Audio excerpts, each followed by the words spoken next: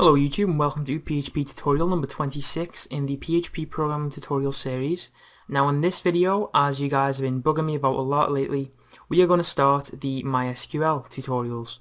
And we're going to cover MySQL for the next maybe 5 or 6 videos, go over the basic functions of MySQL.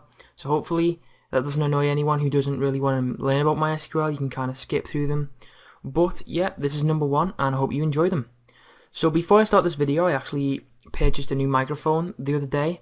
I was talking to my friend Brenny and he recommended this Blue Snowball microphone, and it's actually really good. The quality is fantastic, so thanks to my friend Brenny, all the videos will now be in high definition. So I'll actually link his channel in the description. He's a really cool guy. He makes Minecraft videos, so go to his channel, pay him a visit, leave a comment and subscribe, whatever. So let's continue with the first MySQL tutorial.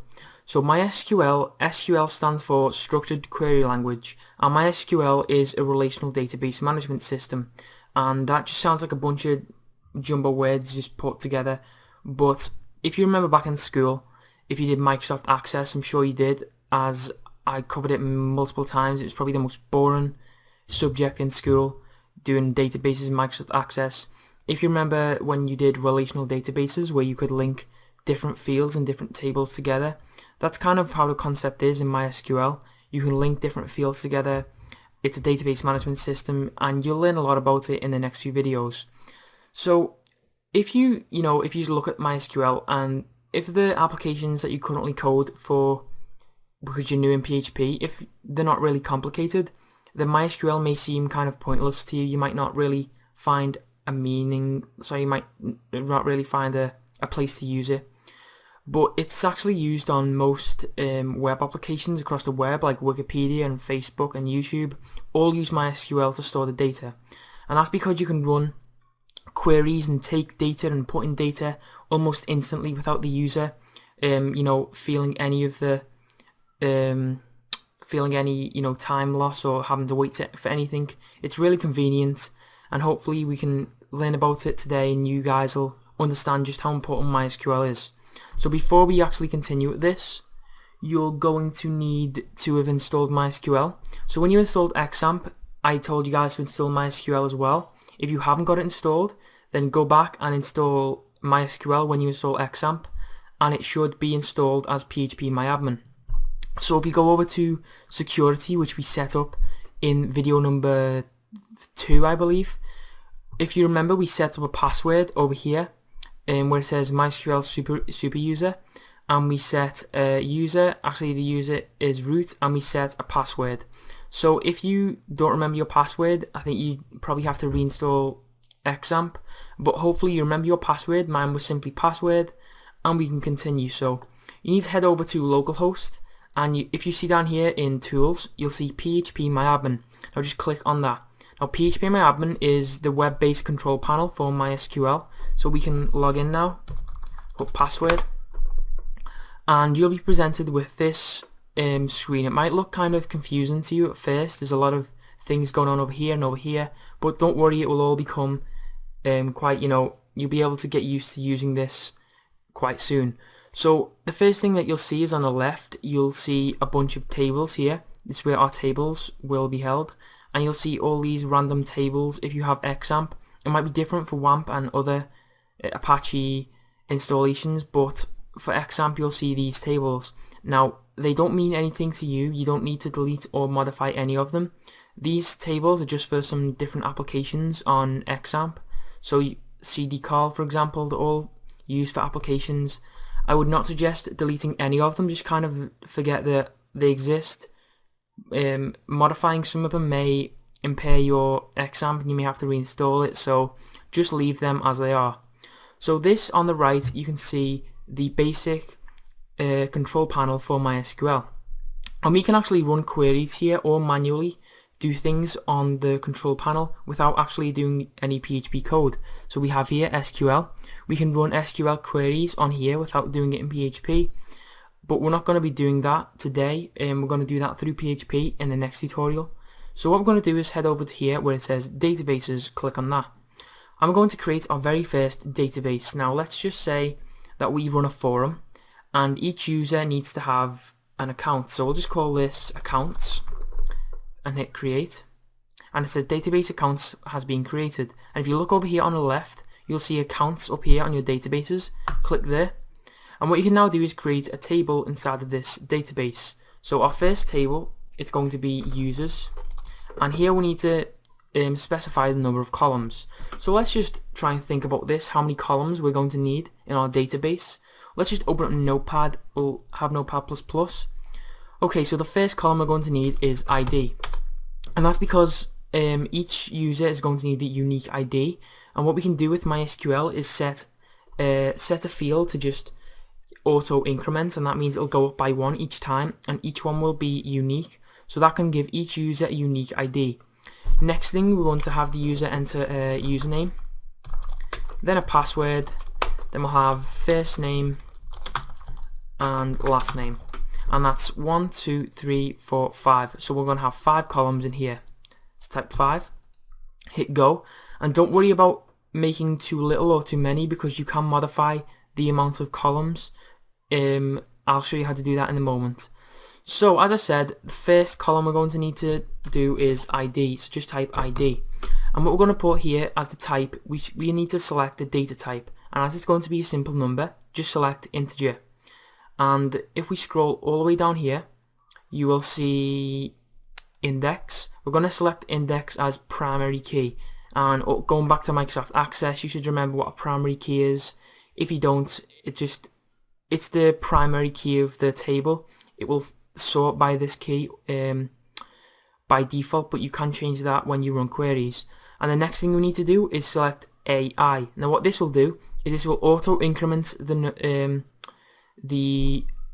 value each time. So the first entry we have, we'll just not enter anything for this, and it will go to 1 and then 2 and then 3, and that gives each user a unique ID. So we're not going to select it to be null because it needs to be a value. So the next column we're going to do is, it's going Notepad++, is username. So we'll simply type username, and the value for this, you might think it will be text because username is text, but we're actually going to select it to be varchar, and this allows us to limit the length of the username. But also, if we're using something small like a username, then a varchar is the best way to go, because text takes up more memory, because I think it can hold, I'm not going to give you any specific numbers because I can't actually recall how many characters a text can hold, but it's a lot more than you need for a username.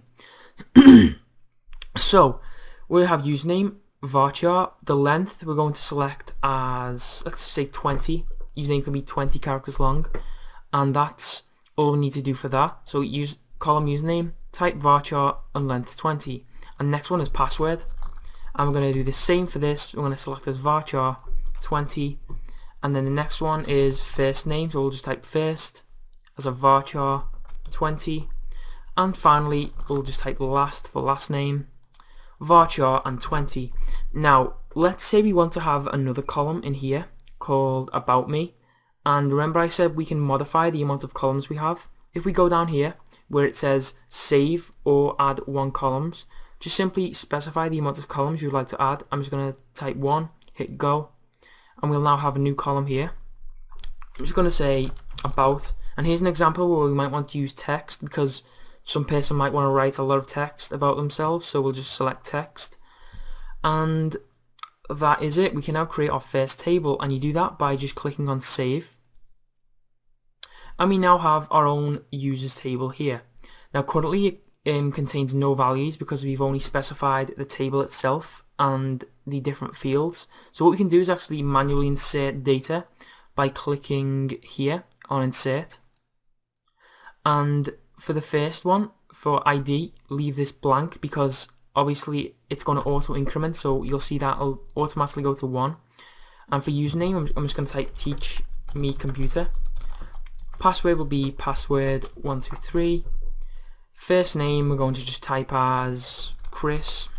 Last name Johnson. And about me, I'm not going to waste your time writing a big, autobiography about myself, but I'm just going to type my name is Chris for about. Okay, and if you go down here to go, and you'll see it's now, there's a green tick, so that means it's gone through. It's now inserted each row. So if we go here, and we have our first row, ID 1, teaching computer, password 123, and there we have our first user in our database. Now that's not how we're going to do it each time. I'm going to show you in the next tutorial how to do it through a MySQL query and actually through a PHP page, so you can enter values on a PHP page and insert them into a database. So before I end this video, I'm just going to show you how to, I'm going to show you how to connect to the database first of all, our first little MySQL query. So open up Notepad++, we'll delete this, make our first MySQL query here. So save this as, we're going to go to hey, sorry about that, I'm not at the correct directory. Okay, we're here. So we're going to save this as mysql.php, and the way we can connect to a database is simply by typing mysql_connect, and then inside here we need we need 3 parameters. We need to specify 3 things. The first one is the username, and we do that in quotations, or you can use a variable. So username is root, and this will depend on what you specified yours in security. And the second parameter is the password, which is password for me. And then the third one is the, sorry, I've actually done that wrong, excuse me. The first parameter we need to enter is the host, which is localhost, and this will be same for your cPanel if you have a locally hosted MySQL database, if you're just running off PHP MyAdmin. So that should be all you need to type, localhost. Then have a comma, and the second parameter, my mistake, is the username, which is root, and the third parameter is the password. In my case this is password, in your case this might be something else. So we've now done that, so we can just end that there. Or actually what we're going to do is we're going to type or die, and then in brackets we're going to type mysql_error, and this or die will just, if it throws an exception, if this doesn't work, it's going to just give a MySQL error. So we can end that there, save this, and we can now go to mysql.php, and you'll see we have no error message. However, if we go back on Notepad++, change the password to password1, hit save, and we're presented with an error. So that's the end of the first tutorial. Let's get a little overview on it. PHP MyAdmin is on all cPanel. It should be on all hosts anyway, unless your host is like from dinosaur ages. So you should have PHP MyAdmin installed on all hosts, such as in GoDaddy and Hosting24, whatever you want to use, and you can access it the same way by clicking cPanel. So by clicking PHP MyAdmin, and you can manually run queries or manage your database and usernames, or you can do it through PHP, which I'll be covering in the next tutorial. So this has been kind of an introduction to MySQL and PHP MyAdmin, but in the next video we're going to actually start looking at how we can use PHP to interact with a database, and all the kind of more fun aspects of this. So please like the video, it helps a lot. Leave a comment if you have any questions, and subscribe to the channel.